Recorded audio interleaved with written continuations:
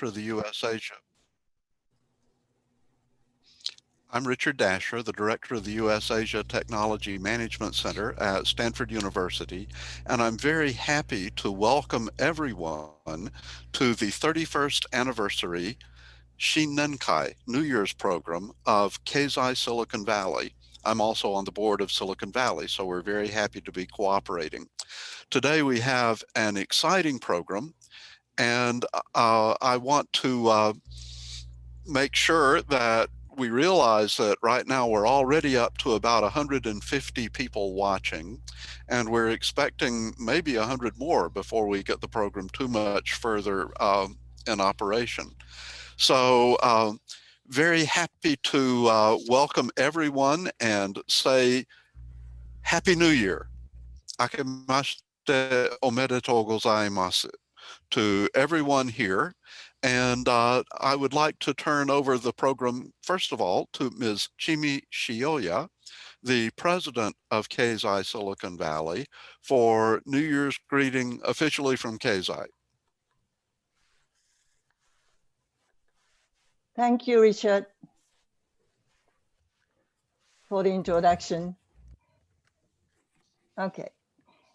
Good evening and Happy New Year. I'm Chimi Shioya, President and Board Member of Keizai Silicon Valley. On behalf of the Board of Directors and the Operations team, welcome to our annual Shinnenkai, even though it's virtually. 日本からご参加の皆様、こんにちは。そして明けましておめでとうございます。経済シリコンバレーの代表をしております、塩谷千美でございます。私どもの新年会へようこそ。時間の関係でここから先のご挨拶は英語になってしまいますことをご了承ください。From the list of today's registrations, it seems we have many of you attending our Shinnenkai for the first time. So I would like to briefly explain about Keizai, but I promise to make it short because I know you are all waiting for our guests of honor today. Keizai Silicon Valley is a non-profit organization that is operated by volunteers, 100%, with about 30 of us who are professionals in their own fields. We offer not only networking opportunities like today, but also we offer a series of timely forums in technology, economics, and other areas. Keizai is one of the biggest US-Japan business organizations in the San Francisco and Bay Area, influencing US-Japan business relations. Today, we are very happy to honor Mr. Takuma Sato, a two-time winner of Indianapolis 500, and to welcome back Professor Dan Okimoto and Ambassador John Roos, who are Keizai's past Lifetime Achievement Award recipients. Lastly, we want to express our deep and sincere thanks to our volunteers of Keizai Silicon Valley. You generously donate your countless hours of your personal time, in addition to your full-time jobs, most of you, to Keizai activities. So, thank you. Without further ado, please welcome Consul General of Japan in San Francisco, Mr. Toru Maeda. Thank you again for joining us and enjoy the evening. 本日のご参加ありがとうございます。どうぞこの後のプログラムをお楽しみください。それでは前田総領事、ご挨拶をお願いいたします。Well, thank you very much for kind introduction and good evening, everyone. And also good morning to those who are participating from Japan. Happy New Year. Hakemashite omedetou gozaimasu. My name is Toru Maeda, Consul General of Japan in San Francisco. Thank you so much to Keizai Silicon Valley and President Chimi Shioya for having me this Shinnenkai. I'm also pleased and honored to meet with today's guest, Mr. Takuma Sato, and distinguished speakers, Ambassador John Roos, Dr. Daniel Kimoto, and Professor Richard Dasher. Well, the year 2020 was a very difficult year, as everyone knows. So I truly hope this year, in 2021, we will finally overcome the COVID-19 and see a renewed and even enhanced opportunity for Japan-Silicon Valley collaborations. I am confident that Japanese and American entrepreneurs will seize the chances that are emerging as we get over the pandemic. I'd like to express once again my sincere gratitude to Keizai Silicon Valley and its staff and volunteers for strengthening ties between Japan and Silicon Valley. Now, I'd like to propose a toast. Please join me and raise your glasses. Are you ready? To your health and prosperity, and to a promising new year. Cheers, kanpai. Cheers. Kanpai. Cheers, kanpai. Thank you very much. Consul General Maeda, thank you very much for your comments and for the toast. Now we can feel like the new year has really started. I think that to introduce the first big segment in our program, we'd like to try playing a videotape. May, would you try the tape?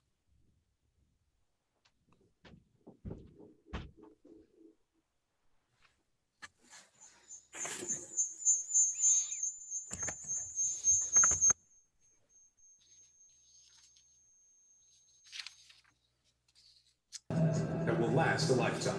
We have a very competitive car, and hopefully we'll have a great opportunity for the last team. To be in the first 3 rows is a miracle here. So Takuma, myself, Spencer in row 4, it's a great job by the RLL team. Takuma Sato has never started on the front row. All the walks done over the course of the winter, the Rio Manuel Racing did a fantastic job. This is the greatest spectacle in racing. Today we can try. Drivers, start your engines! Ready? Takuma Sato now makes a move. Here comes Sato trying to get the Rahal in the mix right there. Graham Rahal is not waiting for Sato. They go side by side and was. Sato is right there, 0.2 of a second back, so he has closed the gap to Dixon. Side by side on the start-finish line. No attack, no chance. He'll take the lead to the short shooter. Graham Rahal giving chase. Newgarden gets past. Spencer Pickett trying to make some moves. Takuma Sato is a 2-time winner of the Indianapolis 500. Fantastic job, Takuma. You are the man. You drove the field off that thing today. Entire Rio Lecomananian team. Kind of starting to keep already. Honda did a hell of a job. HPD, Honda, give us a lot of power, a lot of the fuel mileage.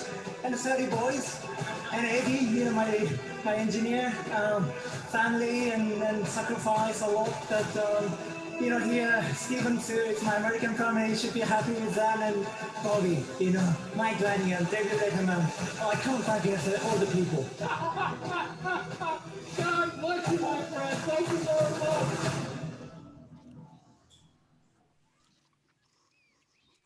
So as you can tell, Keizai is very pleased to be able to give our Distinguished Achievement Award to Mr. Takuma Sato this year. Let me tell you a little bit more about Tak. He's a professional racing car driver, as you can tell, and he is a 2-time winner of the Indianapolis 500 in 2017 and again this past year in 2020. He's only the 20th driver in history to have multiple Indy 500 wins, and he's the first ever Japanese or even Asian driver to win the Indy 500. Born in Tokyo, Tak began karting at age 19 in Japan. He debuted in Formula 3 in 1999 and moved on to the top class of the Formula 3 championship in 2000. In 2001, he won 12 out of 13 races in Formula 3 to take the dominant championship win in that category. This was the first for a Japanese driver in Formula 3. That year also saw TAC win the Macau Grand Prix, one of the world's most demanding street circuit races, which had become regarded as kind of a breakaway point for the very top drivers in the world. This follows the examples of 8 or 10 of the top drivers ever, including Ayrton Senna and Michael Schumacher. Then TAC graduated to Formula One in 2002. He raced for several Honda-powered teams until 2008, achieving the best ever results for a Japanese driver in the 2000 Formula One series. TAC raced full-time in Indy on Indy cars since 2010. He's raced for several teams, all of with Honda engines, and currently he drives the number 30 Dallara Honda for the Rahai Letterman Lanigan racing team in the IndyCar series. On the racing circuit, TAC is known for his motto, "No attack, no chance," with regards to his racing style. But today, we're very happy to honor his accomplishments also as one of the premier ambassadors for Japanese sports in the world. To present the Keizai Silicon Valley Distinguished Achievement Award, I'd like to turn the mic over again to Ms. Chimi Shioya, president of Keizai Silicon Valley, and also ask for, make sure that TAC, you have your video on now. Chimi, the floor is yours. All right, thank you, Richard. It's a bit of personal story, but in September 2019, I was attending a corporate event in Monterey, California. And as a part of the activities, I was, for the first time, on the car race track in Monterey and watched the whole excitement. There, I met Takuma Sato-san. I will be honest. I knew nothing about car racing, but I could tell that the level of achievements Sato-san have made for the US-Japan businesses through car racing over the last decade. So we are so honored to present you this today. Takuma? Yes, hello. Are you there? I'm here. Great. Hello, Hi. everyone. Good evening. And well, thanks for having me, first of all. And very nice to be here, actually. Great honor to be here. So, 日本の皆さん、おはようございます。明けましておめでとうございます。よろしくお願いします。All right. So here's the ceremony. So, Distinguished Achievement Award. Takuma Sato, in recognition of achieving success by taking the best of both worlds, Japan and the US, Keizai Silicon Valley, January 2021. Congratulations and おめでとうございます. We are 2,000 miles apart, but please catch it there. Here, I got it. You got it. Yes. Thank you so much. I can't thank enough everyone really make this happen. So honored to be receive this award. For Keizai Silicon Valley Distinguished Achievement Award. So very happy. Thank you so much. Thank you. So TAC, thanks so much for accepting our award. I'd like to talk with you for a few minutes because I think that we've got about 170 people in the room right now, and we'd all like to find out some more from your words. So did you always know that you wanted to be a car racer? Well, I was always interested in the cars in general, but never really had opportunity to involve in any racing industry.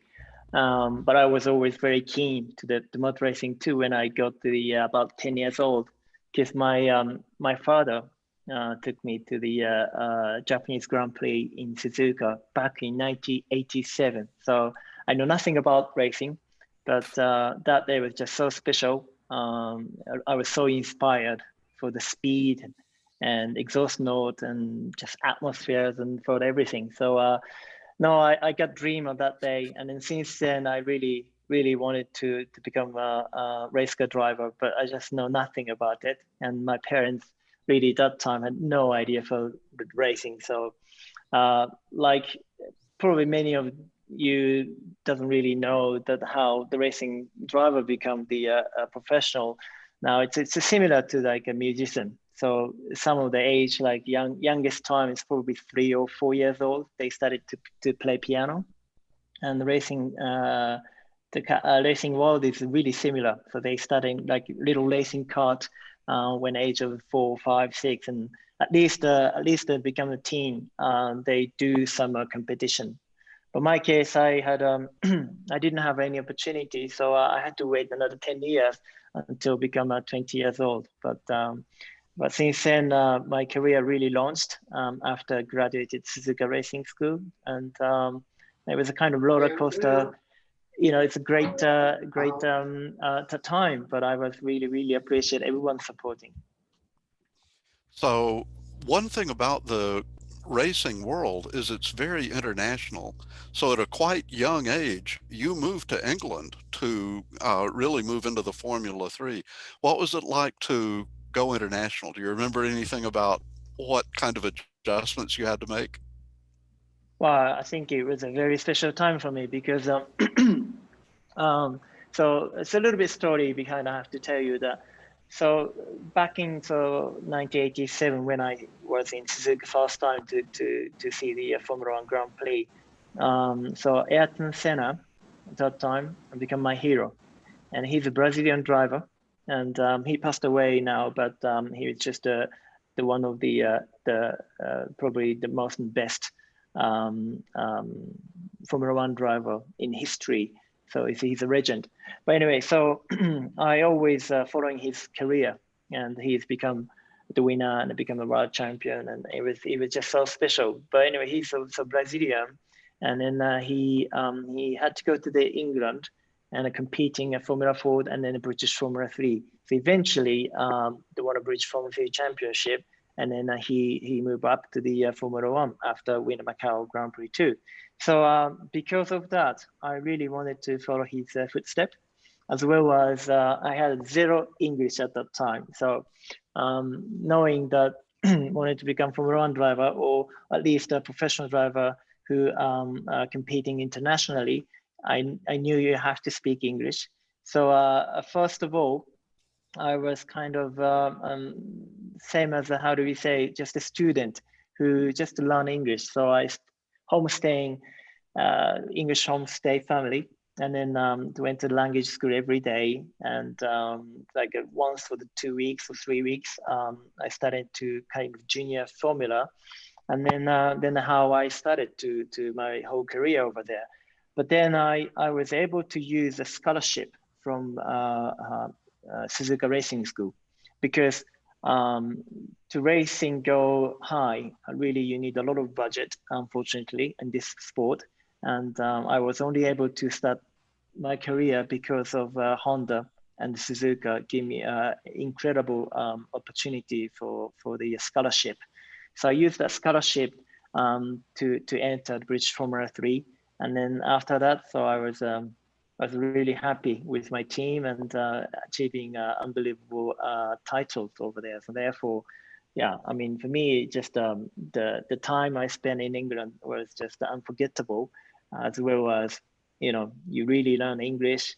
You basically spend a lot of time with team, and, it's like going to the pub, you talk through it, and no, you learn everything. You have to eat the same thing, you breathe the same air, and then you're drinking the same thing, and then therefore you just, the communication is getting better and better. So therefore, everyone really starting supporting. It's unbelievable. So it was definitely a great time, and it made me happen. So at that point, you really started to become part of the community of drivers as well as having the society with your team. That must be kind of a challenge to be the only person from Japan there at the time, weren't you? No, at that time, I think there was civil professional Okay. driver. Yeah, was there. But so we're gathering together sometime in London or outside. Sometimes you're sharing with the Japanese food, and it was a really nice time. But when I was competing in British Formula 3 and to suddenly become Formula 1 driver, there was no other Japanese driver, so you have to really deal with myself and compete amongst of the all others international champions drivers. So that was very competitive. So basically, you were kind of prepared for the path. Were you prepared for moving to America when you switched from Formula One to the IndyCar? No, I wasn't. I wasn't really prepared. I mean, longer story to make it short. The 7 years or plus of my career in Formula One was just amazing, and I wish I could continue in a very competitive way. And it was kind of really unfinished job in the end, but nevertheless, I think it was great time, and I was so really fortunate to have that kind of opportunity.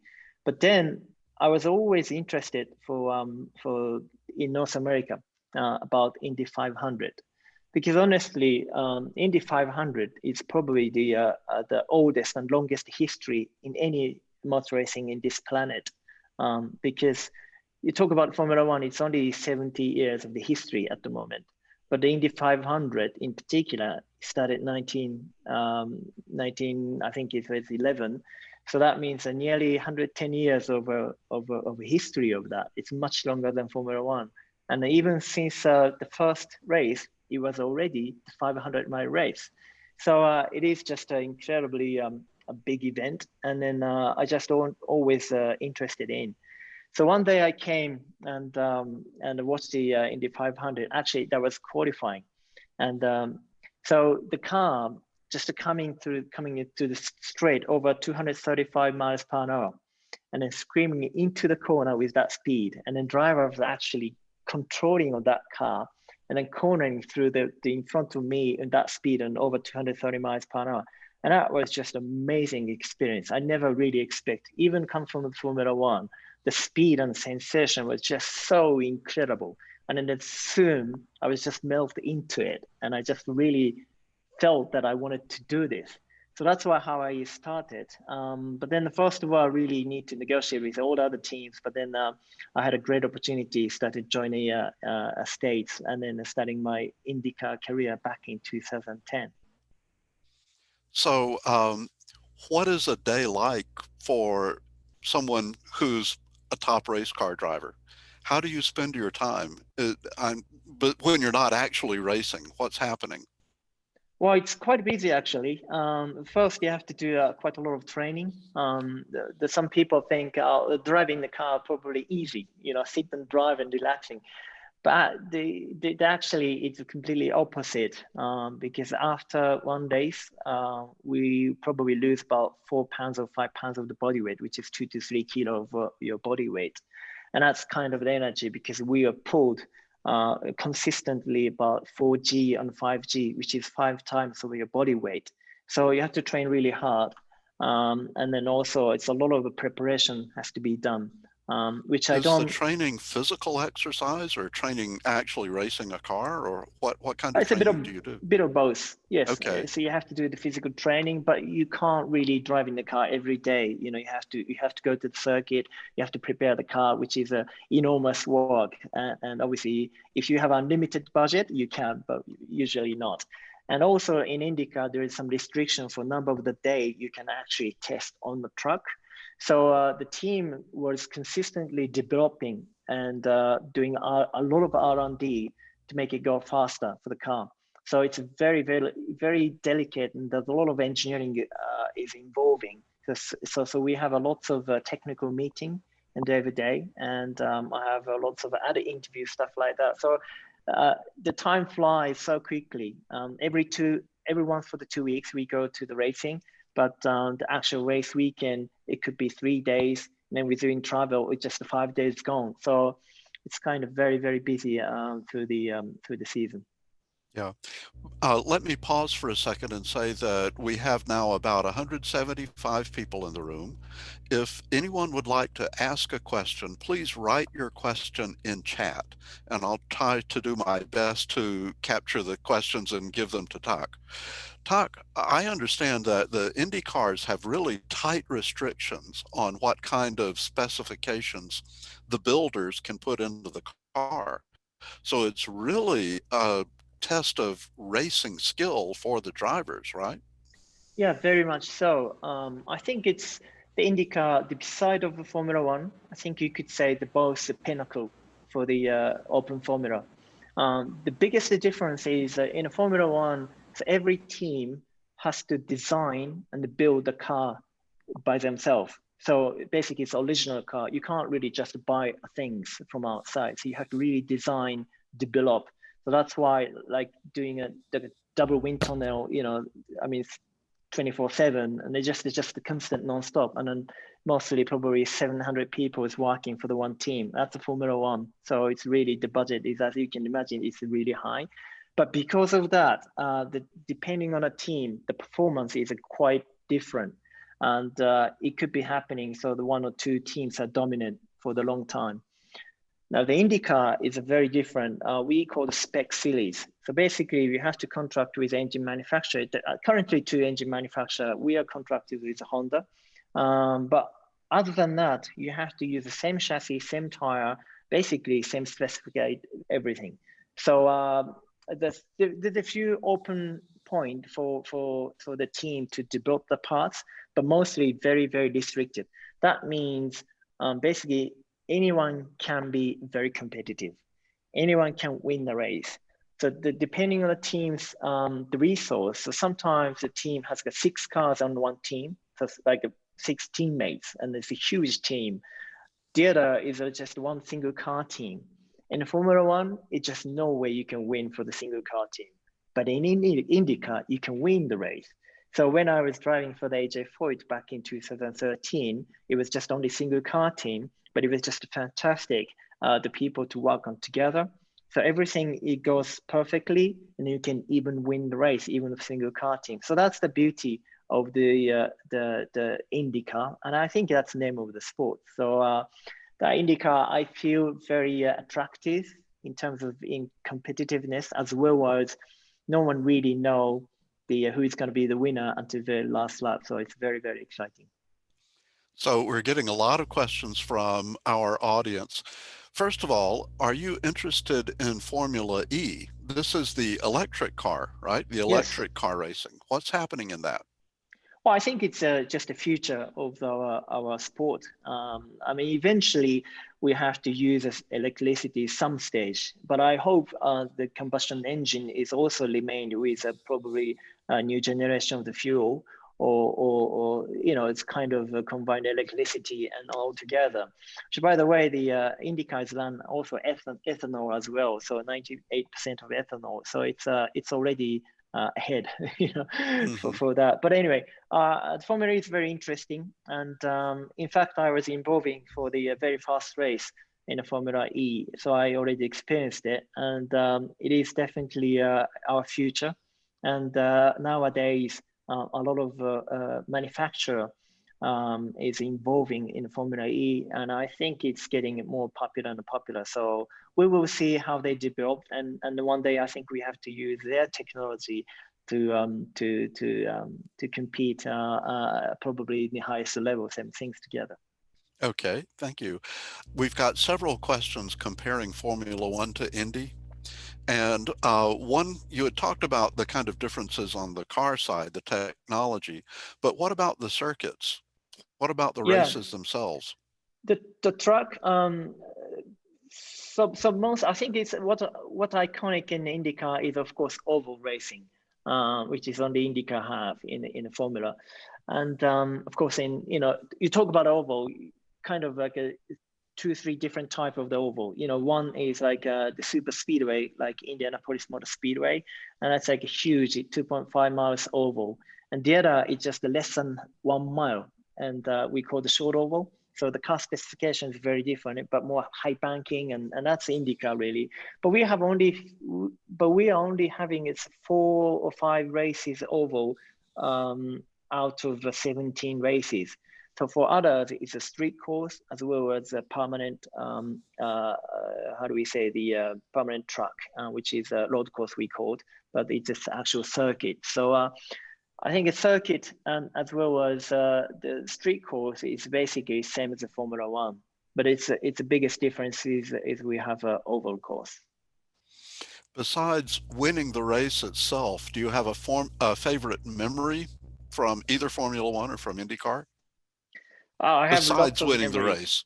I have lots of memories. No, it's great memories. I think it's always if you appreciation for the team and how everybody dedicated and committed, to the one goal. And even if we didn't win, we feel really satisfied with what we've done. And if it's failed after you've done maximum attack, and then you kind of, obviously you'll be done as a human being, but I think that's a great opportunity to find out what we were really missing and what you really need to improve. So I think we can always learn and then we can always move forward. And that's always great memories. And then become a winning after that. That is just a significant moment. We have one question saying, which is harder, to travel around the world during Formula One season or to travel around the US during the IndyCar season? Well, I think it's not much different, to be honest. The Formula One, the traveling sometimes is very big, like especially for the first 4 races in the season. We have to go to Australia in Melbourne, and then we have to go to Bahrain, and we will go to Malaysia for the Japan. But once you go back to the Europe, the probably longest distance is from UK to Hungary, which is you could say probably 2.5 hours. It's maximum less than 3 hours. Which is probably smaller than states. So if you're traveling from West Coast to the East Coast, it's even a direct that you need probably 4.5 hours. So I think once you get back to the Europe, probably traveling time is not much different from what we're doing in the States too. So yeah, I don't mind either way, but it's always nice to go to see the fans and states by states and truck by truck. The atmosphere is sometimes different. Like even we go to the North America, go to the Canada, like Toronto or Montreal in the Formula One days. But then we went to a few Subaru truck in Canada, and that was just as amazing. The fans so much warm welcome to us, and then everybody really enjoyed it. So we have a lot of close relationship with the fans, in particular for the IndyCar. So it's always fun to travel. So I want to kind of pick up on that and say, do you feel like an ambassador for Japan when you're racing here in the US or when you raced in Europe for Formula One? Do you have a sense that somehow you're trying to carry something, to do something for the relationship? In a way, I mean, yes and no. I think the yes part is as involving a race car driver. I know Japan is incredibly competitive field in Japanese domestic motor racing, and especially for the young generations, they always have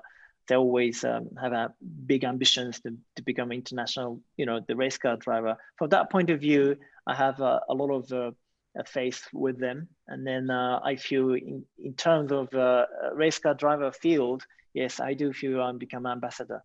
But as an international sports point of view, I'm just really feel or happy to be part of an international athlete, because in the States, it's you name it. It's so many professional international athletes, particularly for the Olympians and stuff like that.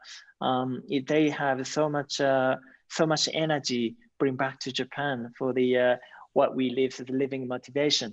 And I'm just I feel proud to be part of the group and then be part of the one to, especially for the win such a big race like Indy 500. I felt like the proud for my country. So yes, I must say I'm really, really fortunate for that point of view. We've got a few more questions that I'd like to get to, but probably no one needs to write any more questions. I have someone who wants to know what the milk tasted like after you won the Indy races. Was it different in 2017 than in 2020? Well, both very tasty. There's no comparison. The milk is most, yeah, beautiful taste in the world at that time. It's a funny story. The why milk? You know, there's some people ask all the time. But back in really 1933, I imagine. I think it was the driver called Louis Meyer, who requested buttermilk first time.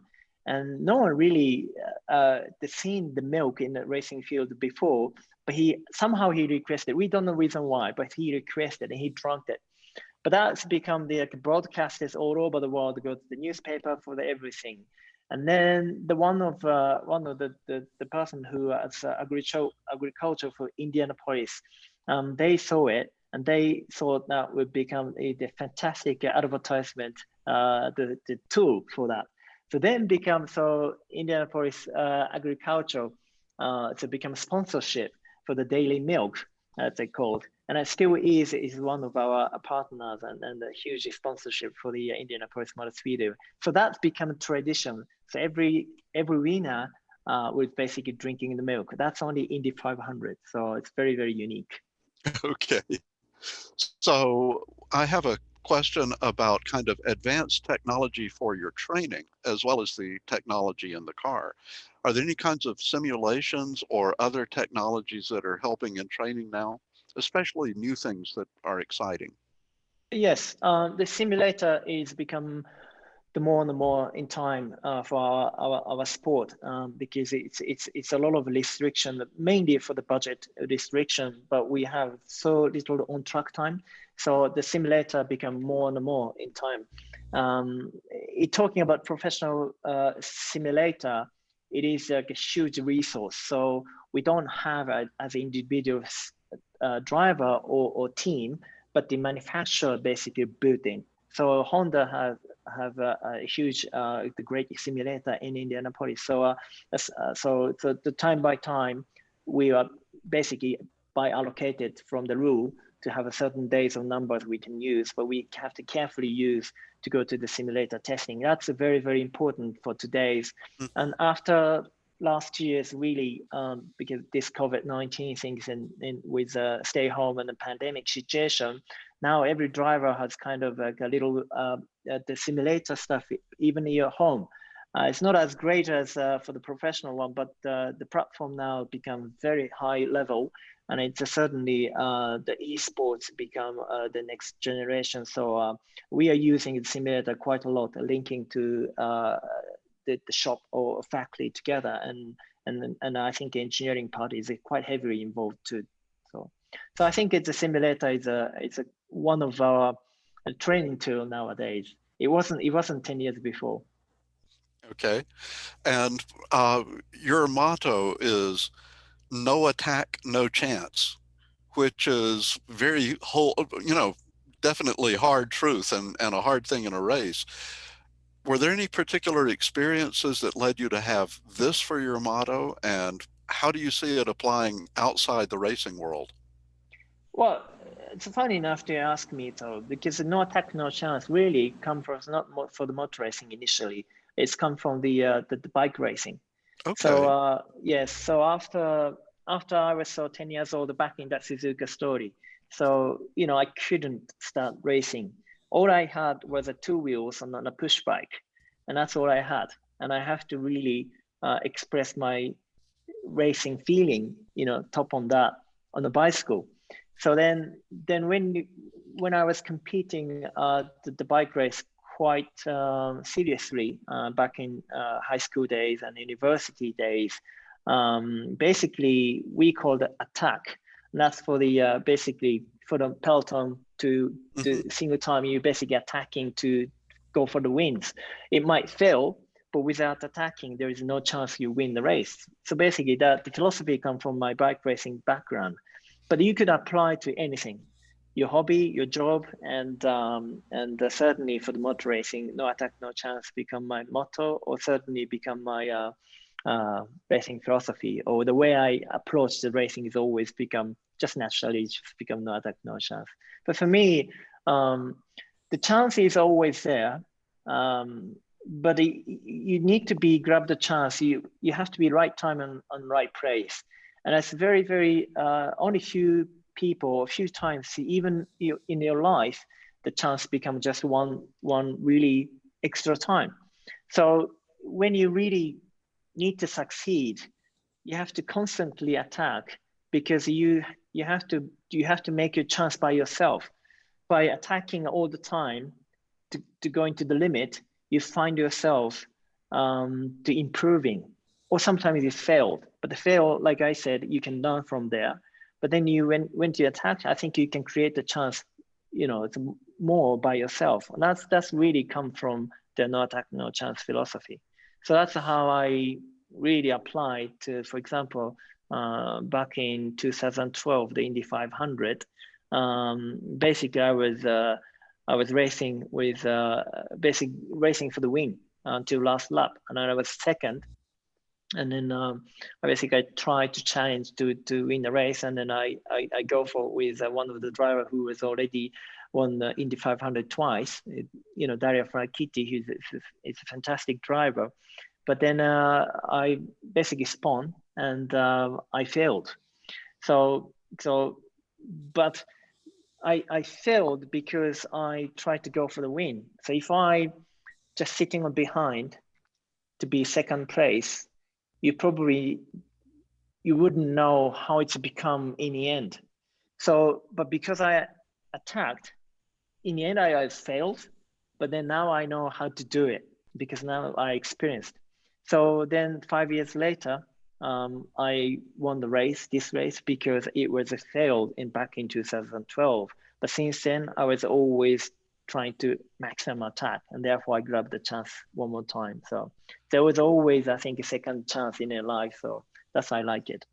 Well, I know you've had your share of a serious accident in one of the races, and I think it must be even harder to come back and attack after that. That's amazing. How was it more difficult after your first spin out? Well, sometimes yes, but not really always. I think race car driver is happy to be back in the car, and once you're back in the car, you wanted to drive as fast as possible. And sometimes you will feel some of the trauma, but everything is left behind, and then you learn already there, and you believe yourself, and believe in your car, and all the team basically doing unbelievable support. So you wouldn't want to basically give up anything. You wanted to commit 100% all the time. Well, we're all glad that you kept attacking and that you've won the race twice, and we look forward to seeing you again in the future. And you've won an awful lot of new fans here too. So thank you so much, Taken, and congratulations. We're very honored that you would accept the Distinguished Achievement Award from Keizai Silicon Valley. Thank you. Thank you so much. Thank you so much, Richard.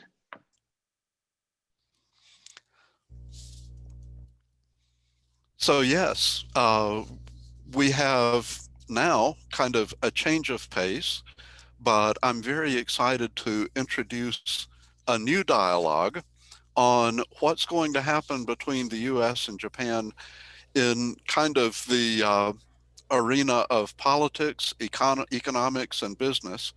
And to have our dialogue today, we're going to call back two of the previous recipients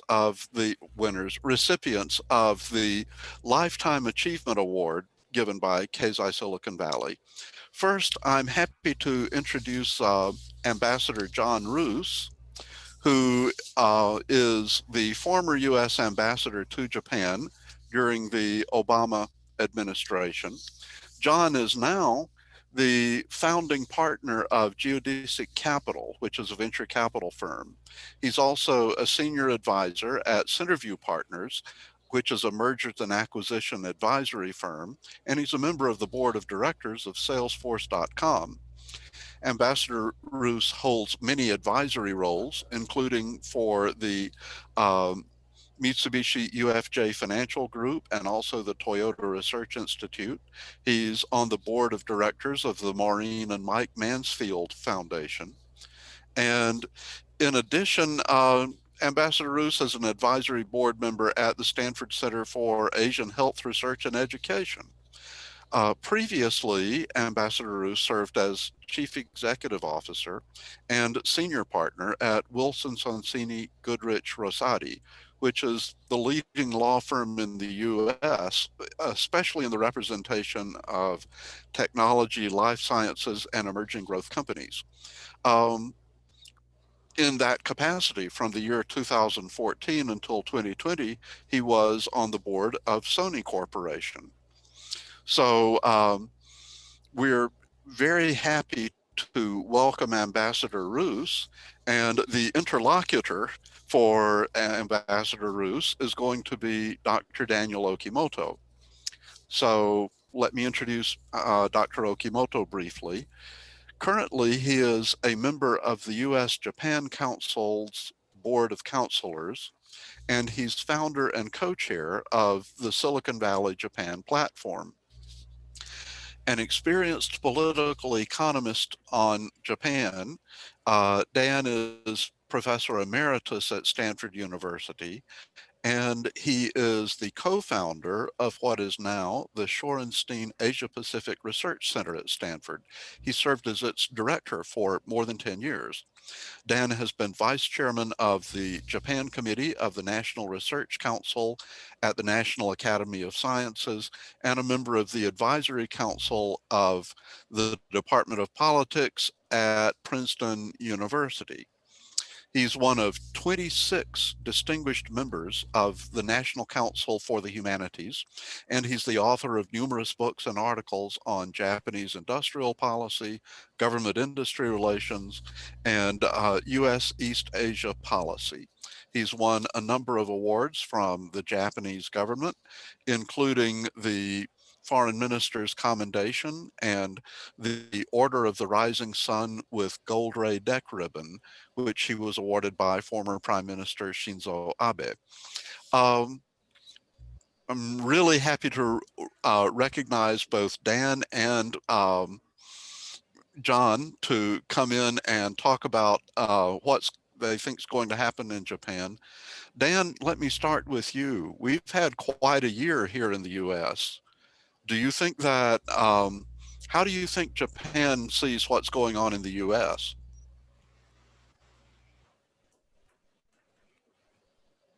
I was born in 1942, which was during the Second World War. And it was the worst of US-Japan relations, really the nadir of US-Japan, the Pacific World War.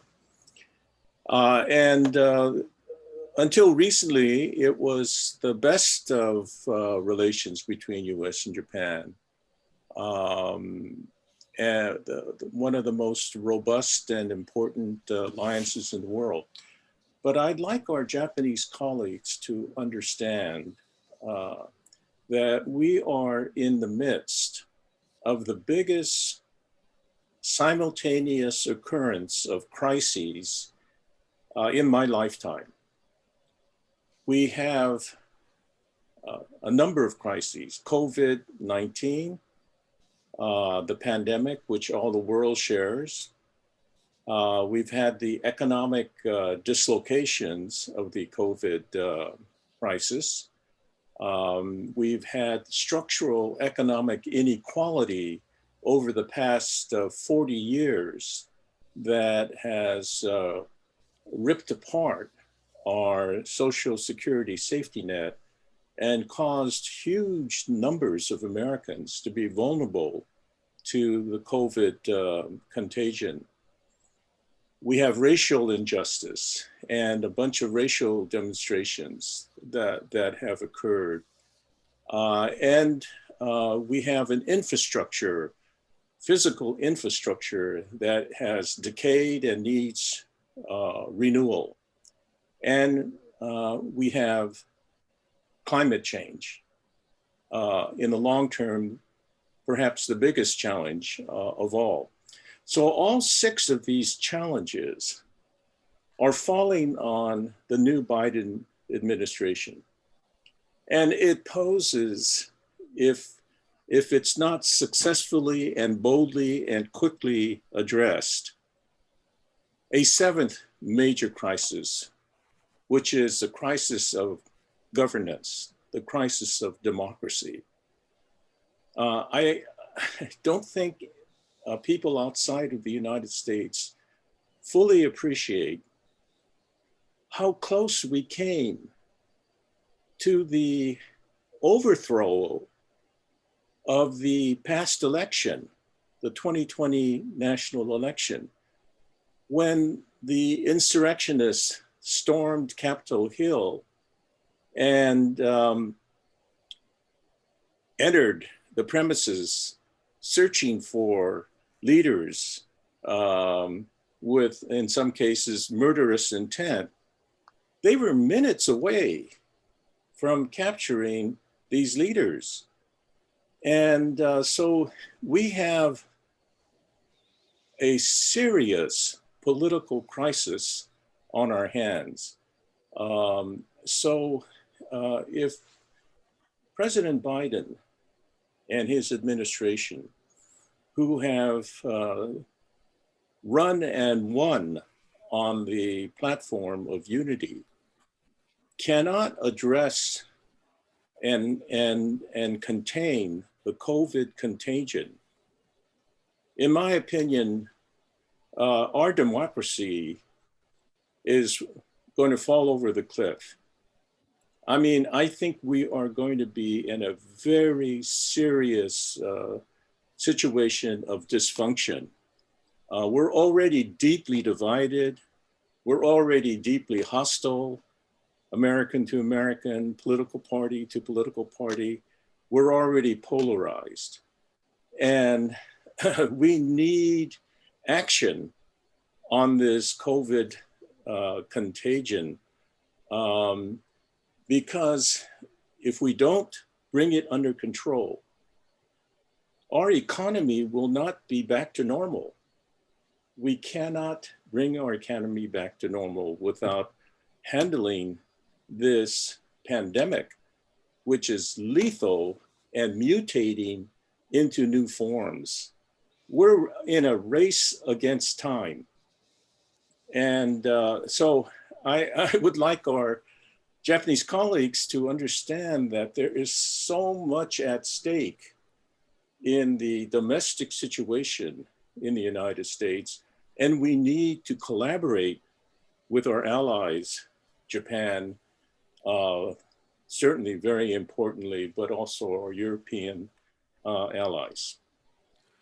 So, John, you've had a lot of experience trying to talk with people on the Japan side. How would you respond to Dan's point? Well, let me just start by saying I was totally pumped up after listening to Sato-san. I wanted to hop in my car and race down the block. Unfortunately, by the way, the only milk that's ever offered to me is for my Cheerios in the morning. So congratulations, Sato-san. And after listening to Dan, I'm going to have to get pumped up again because he was my professor, and he's unbelievable in articulating and succinctly getting to the point. But he's absolutely right. I had the honor of being the ambassador during the first Obama administration, where we had our own set of challenges in the United States with the financial crisis, but nothing compares to what we're going through right now.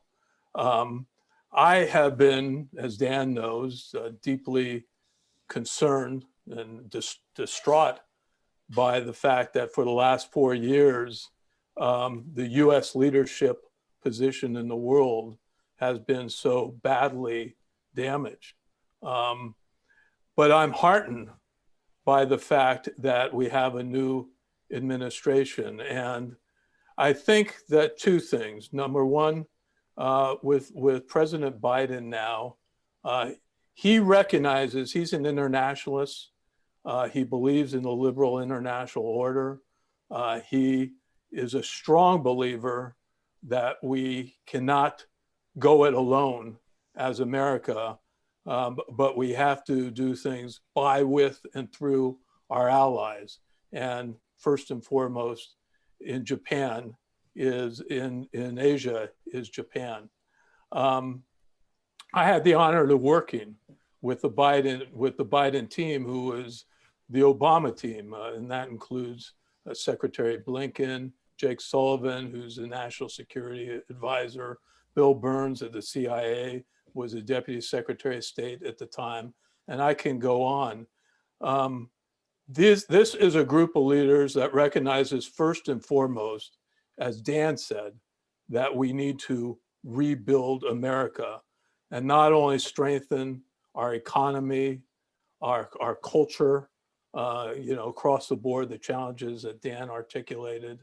But we need to basically regain the trust of the world in reemerging as a leader. I think in connection with Japan, we're very lucky from two perspectives. Number one, during this 4-year period, in a way, Japan stepped into a lot of the void that was created by the United States pulling back from our leadership position.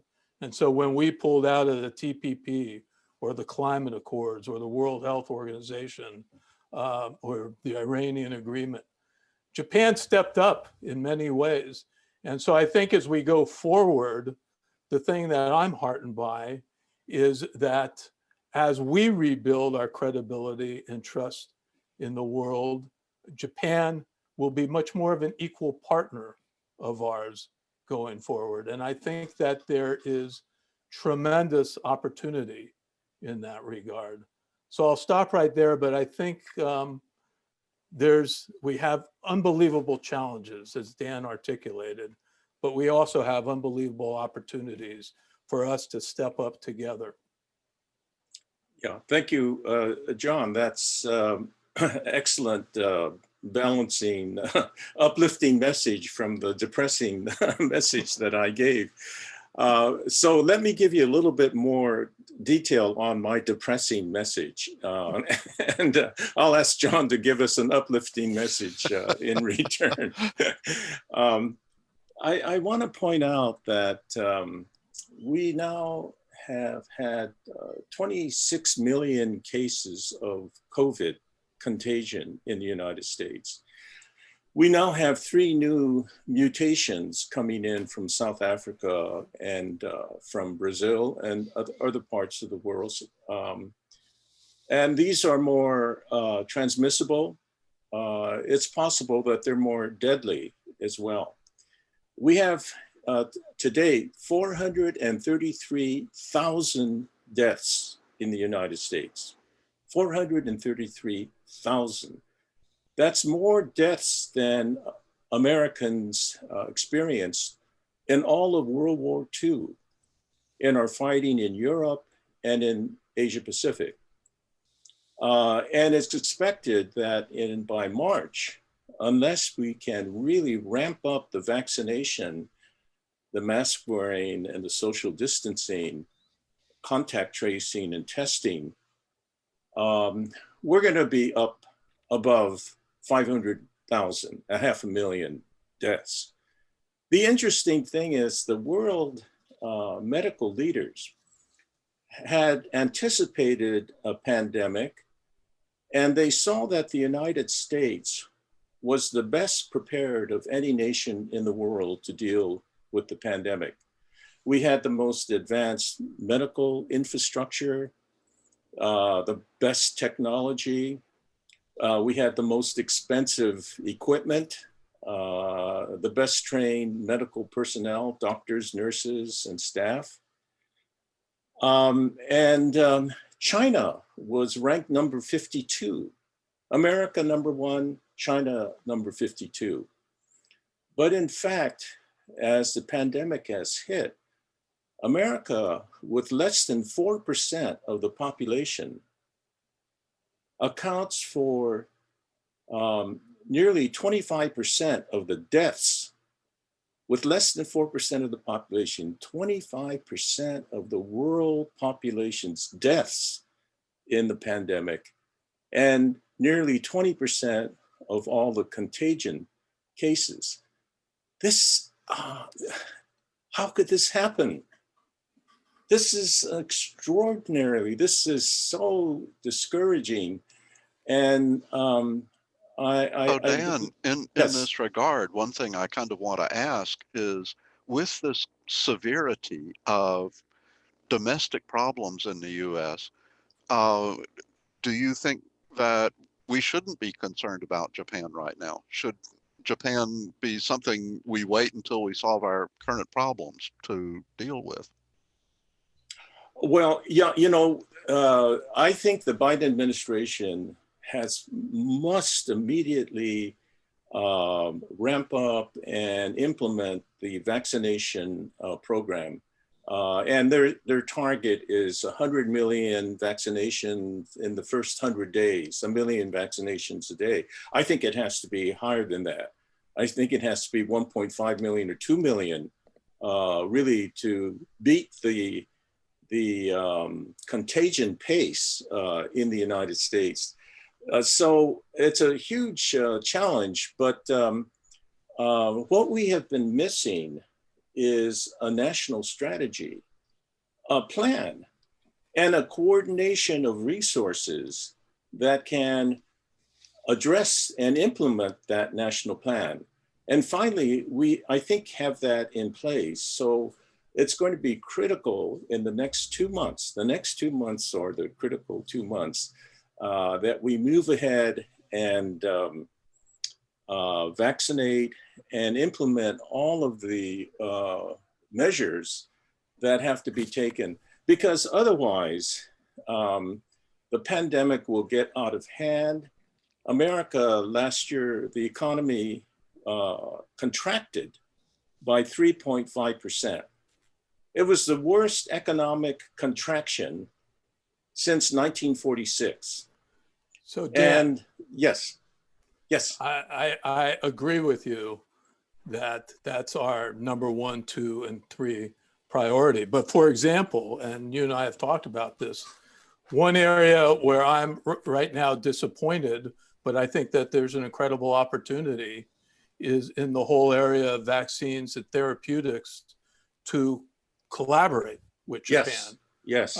Right now, there are no vaccines. We have the 2 most innovative countries in the world, and there is no vaccine coming out of collaboration between our two countries. And I think there's an incredible opportunity in that. And I think the Biden administration recognizes that we have to confront and have a national plan and on an expedited basis deal with this COVID. But at the same time, the world has moved on. We need to rebuild. We need to rebuild not only the United States, but our position in the world, and address many of the issues that are not going to stand still.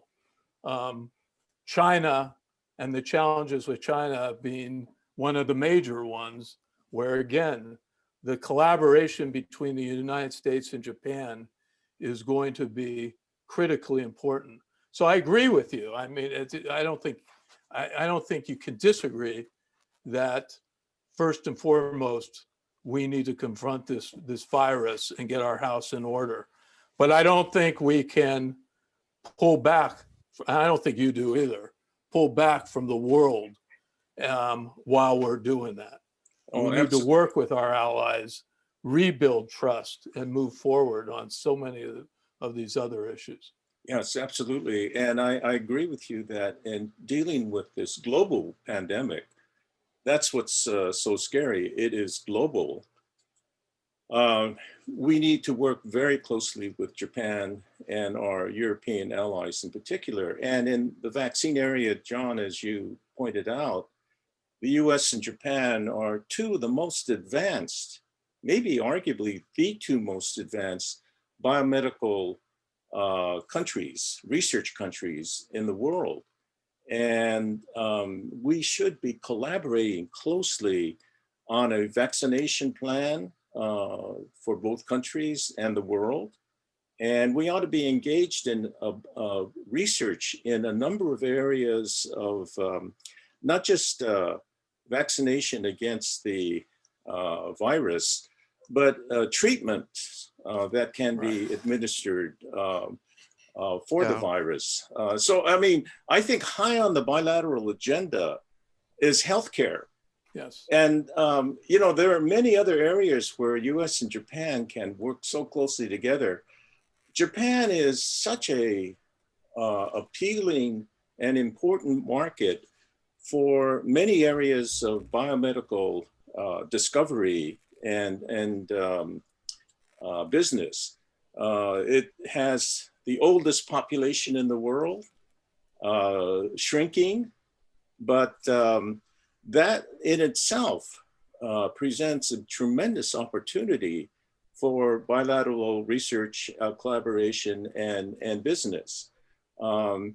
Bringing the benefits of artificial intelligence and machine learning at places like Google to Japan for the welfare and caring of the senior citizens, that could be a tremendous asset for both countries. So, yeah, I mean, I think that what this crisis period that the world is in, but especially the United States, and maybe I can say a word why it's such a big crisis for the United States, brings up the importance of the US-Japan bilateral alliance. You know, in the United States, we have 26 million people who don't have enough food. That's incredible. 40 million who fall into the definition of poverty. The average median salary of the middle-class American is about $68,000. The debt of these average households is $145,000. We have 82 million Americans without health care or with inadequate health care. 82 million, it's about a third of our population. So this is a humongous crisis for the United States, and our system of political economy, which was the pride of the world, the envy of the world, where each generation looked like they were going to have a better life than their parents, has stopped. And basically, what we're looking forward to, and most of the middle class is looking forward to, is survival. I mean, they're trying to survive from month to month and fearful that a illness will send them bankrupt, homeless. So the American dream. So Dan, not to reduce the severity of what you're talking about in any way, to recognize that it really is a crisis here in the United States. One of the things that the Valley has always been good about is to take something that looks like an unsolvable problem and really see the opportunities for positive progress in that regard. Yeah. John, do you see any ways that the U.S. is going to be working with Japan, especially, not only on the health side and the domestic kind of economic side, but in regard to security, in regard to really reestablishing kind of an international flavor to the world? Yes, absolutely. I am, and again, like Richard, I don't mean to underplay the challenges that we have, but you know, we're here in the Silicon Valley. This is a Silicon Valley organization. The level of innovation and collaboration with Japan, and the opportunities there are immense. You take this whole area of digital transformation. My venture fund is bringing companies to Japan and Silicon Valley Japan platform and this organization are bringing these two countries together. And, we're probing and finding different areas of opportunities.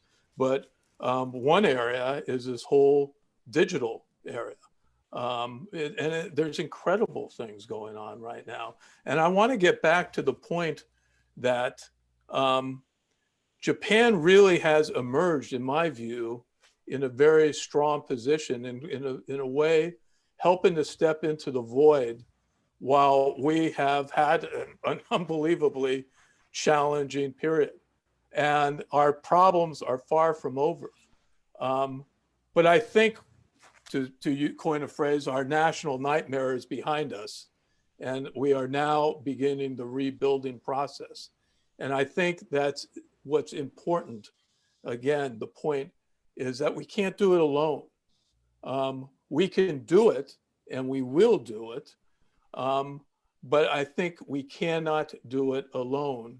And I think hand in hand with our European allies, Japan and our other Asia allies, but particularly that unique relationship between Japan and the United States, I think there are tremendous opportunities. You mentioned agriculture, people starving.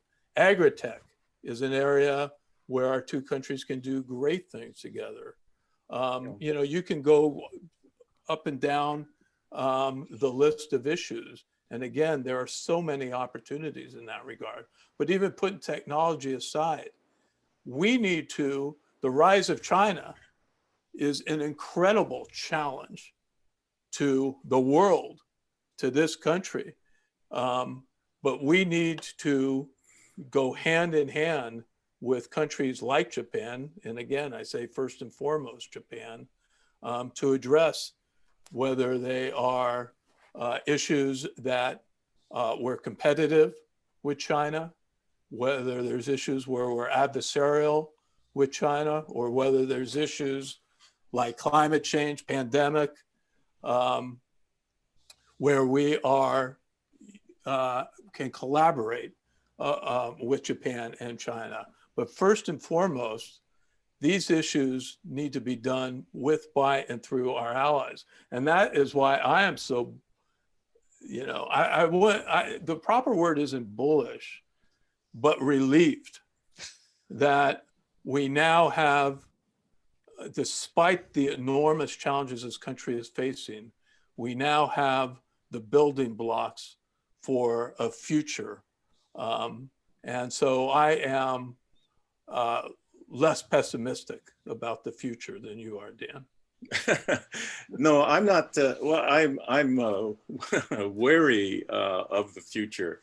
And I do agree with you that there are certain things that are absolutely essential for us to draw upon. One of them is that China, historically, a great civilization, talented people, has never had alliances, close relationships with other countries that have been successful and sustained. Yes, it had an alliance with the Soviet Union, but that disintegrated. It had an alliance with North Korea, it's still there, but it doesn't have the soft power to bring together the alliances that the United States has been able to cobble together. And that network of alliances gives us enormous collective strength. So, looking at digital technology, one simple step that Japan can take with America's help is movement to the cloud. Absolutely. If Japanese companies move to the cloud, the impact on Japan's economy, productivity growth would be enormous. Just that simple step of getting the Japanese private corporations to move to the cloud and the government sector.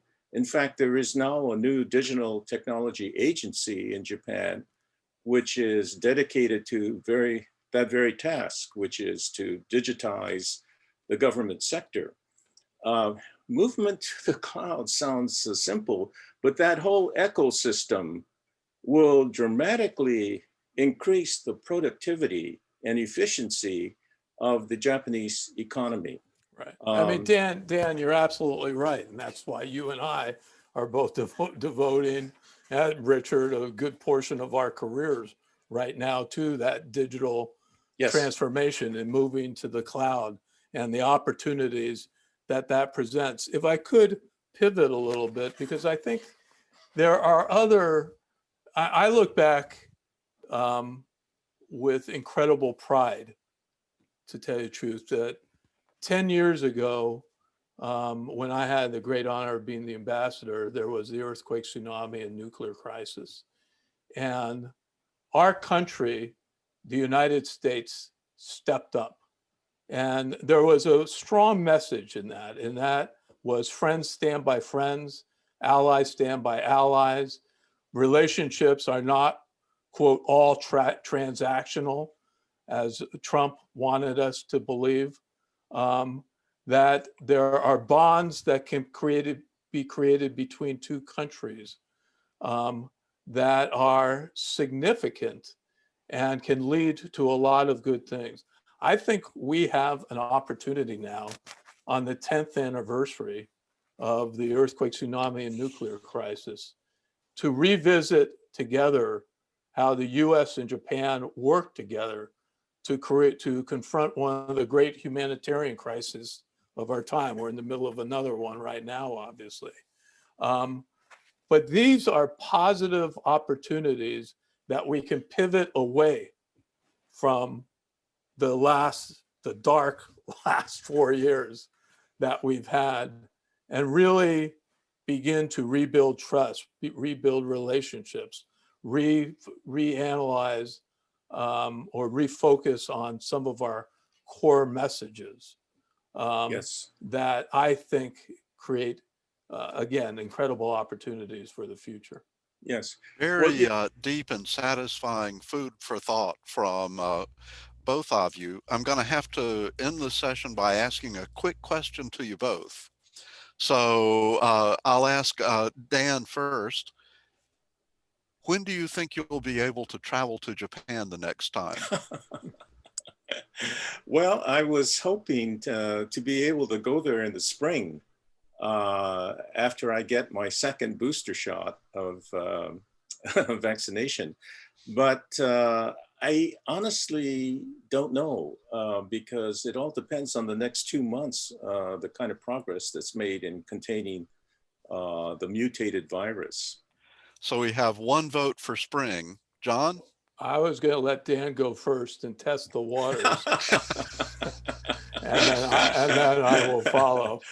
I mean, I have to tell you, one of the things I miss the most is I was going to Japan probably about 10 times a year. And I just love being there. You know, my family had a wonderful 4 years living there. And I can't wait to get back.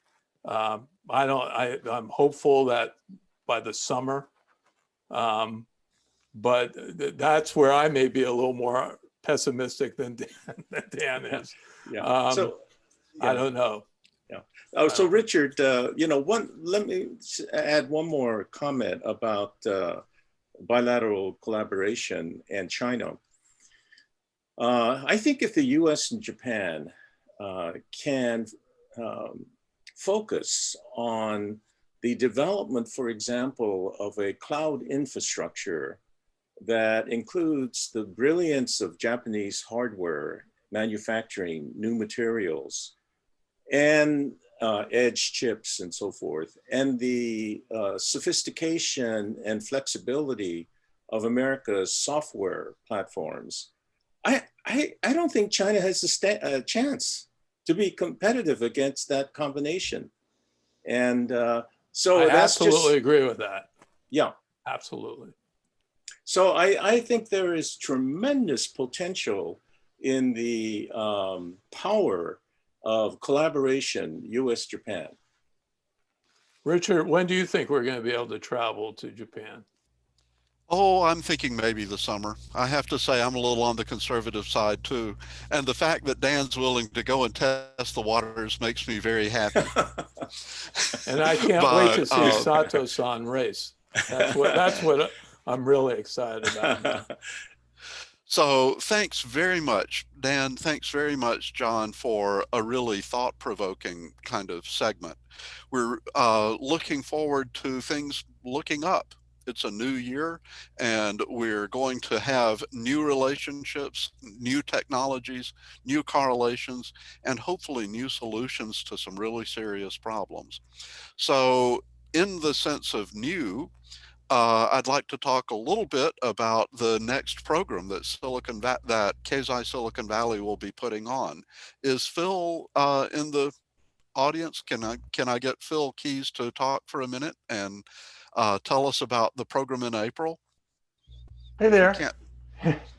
So hopefully everybody can hear me. So we've talked a bit about some really interesting ground transportation. And I think, but if you look at the market caps of, say, Tesla, and also what's happening with, say, GM and VW and such, I think it's pretty clear that we're going to be, our ground transportation is going to be electrified fairly, in the relatively near future. But there's also some really interesting stuff that's happening around electric aviation. So in April, we'll be looking at things like electric air taxis, hybrid aircraft, those sorts of things, and hopefully different ways of helping to decarbonize the footprint of our air travel.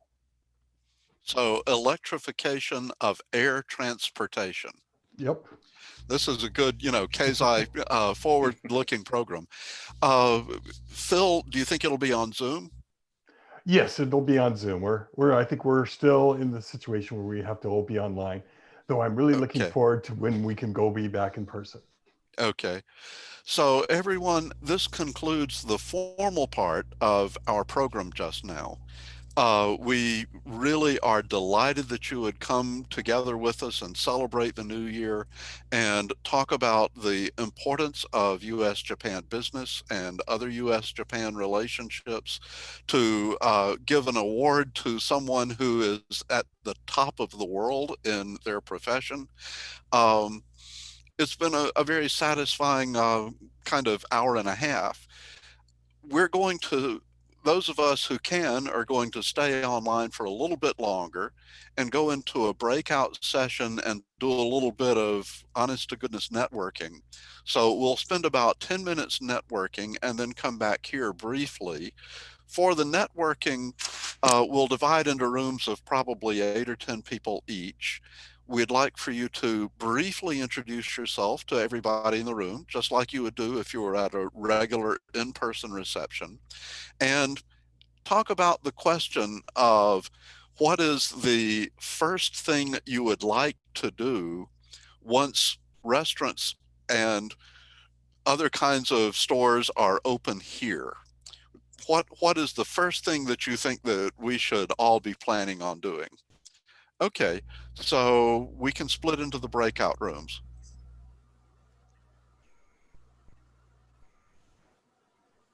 Okay, everyone should see invitations coming up.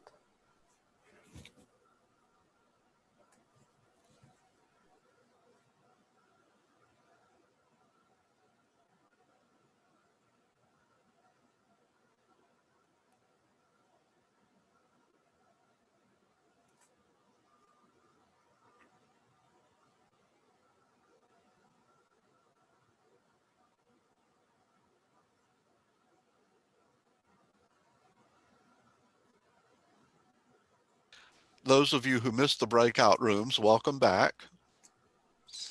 And we hope you enjoyed the program today.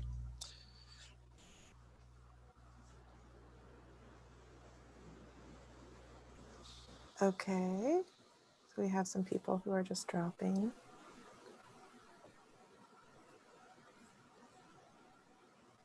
How many rooms do we have active? We have, I think I ended up breaking them into we have 13 rooms that are active. Okay. Although room 1 looks like it disappeared to almost just 3 people. Okay. Yeah, everybody else has a decent group, it looks like.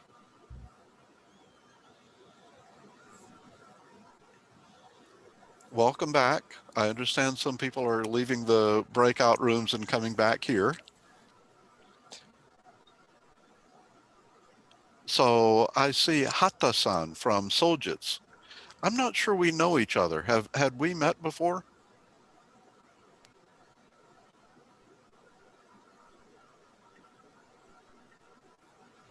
Maybe not hearing, or maybe muted.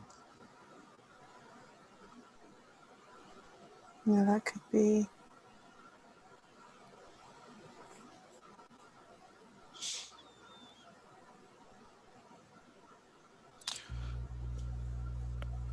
So Dan gave us a very I'm sorry, Professor Dashner. Oh, that's all right. I haven't met with you before. Good to see you. Mr. Now I Yasunaga, recognize you. very nice to see you. Mr. Yasunaga was supposed to introduce me to you, but unfortunately, I haven't gotten an opportunity Well, yet. thanks for coming today. Thank you very much. Have you ever been a fan of car racing? Yes, I'm a kind of a big fan. Oh, that's great. Yeah, I sold sponsorships for Formula One racing teams back when I worked in Japan. So that was a long time before Sato ever started racing, actually. But yeah, it's a community that's really different, very technology focused. Very unique and different, yes.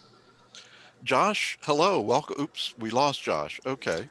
I had invited him to one of the rooms because he was unassigned, so maybe he joined. That's fine, no problem. Good question. Do you think it's okay to stop the recording? Yes. Okay.